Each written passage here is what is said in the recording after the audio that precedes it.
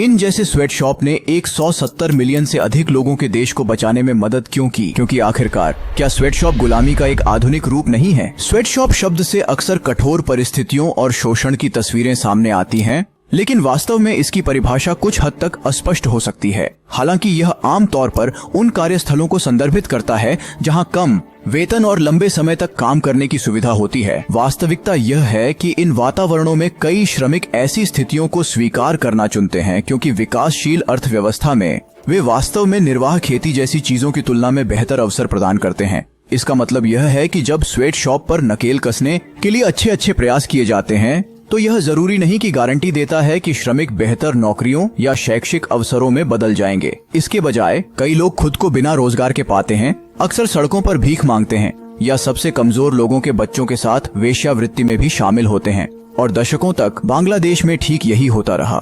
80% से अधिक की गरीबी दर के साथ 1971 में अपनी स्वतंत्रता के समय बांग्लादेश पूरी दुनिया में दूसरा सबसे गरीब देश था और 1980 के दशक के अंत तक बांग्लादेश पतन के कगार पर था। अस्थिरता, भ्रष्टाचार और व्यापक गरीबी ने देश को त्रस्त कर दिया। देश की राजधानी ढाका प्रभावी रूप से दुनिया की सबसे बड़ी झुग्गी बस्ती थी और उस समय बांग्लादेश की 110 मिलियन की आबादी में से बमुश्किल 15% के पास बिजली तक पहुंच थी। ये बिल्कुल उसकी तस्वीर नहीं है जिसे आप आर्थिक उन्नति कहेंगे। और फिर भी जब हम आज देश को देखते हैं तो तुलना वास्तव में रात और दिन की तरह होती है।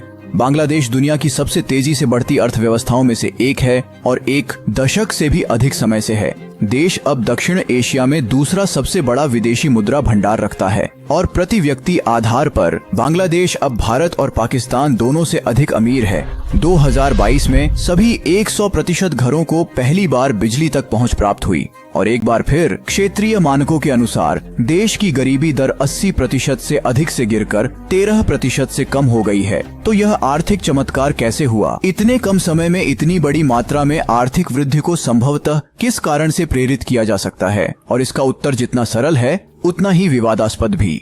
उन लोगों को लाखों नौकरियां प्रदान करके जिन्हें अन्यथा बेरोजगारी या निर्वाह खेती का सामना करना पड़ता। बांग्लादेश के कपड़ा उद्योग ने श्रमिकों को खेतों में काम करने की तुलना में कहीं अधिक पैसा कमाने में सक्षम बनाया और जैसे जैसे बांग्लादेशियों ने अधिक कमाया उन्होंने अधिक खर्च किया, जिससे अन्य क्षेत्रों में वस्तुओं और सेवाओं की मांग बढ़ गई, जिससे समय के साथ संबंधित उद्योगों और सेवाओं की वृद्धि हुई। बांग्लादेश भले ही बाकी दुनिया को ढेर सारी शर्तें निर्यात कर रहा हो, लेकिन देश में अब जहाज निर्माण, फार्मास्यूटिकल्स और यहाँ तक कि ऊर्जा जैसे कई अन्य उद्योग भी उभर रहे हैं। इसलिए जबकि पश्चिम में स्वेट शॉप को दमनकारी और शोषक कहना आसान है, हमें यह समझने की जरूरत है कि लाखों लोगों के लिए झुग्गियों या खेतों को छोड़ने का अवसर गरीबी से बचने का पहला वास्तविक मौका था। और यह इस अवसर के लिए धन्यवाद है कि हर दिन नए अवसर खुलते रहते हैं। बांग्लादेश अब उसी परिवर्तन का अनुभव कर रहा है जो संयुक्त राज्य अमेरिका ने 100 साल पहले किया था। इसके इतिहास में पहली बार एक वास्तविक मध्यम वर्ग बनना शुरू हो गया है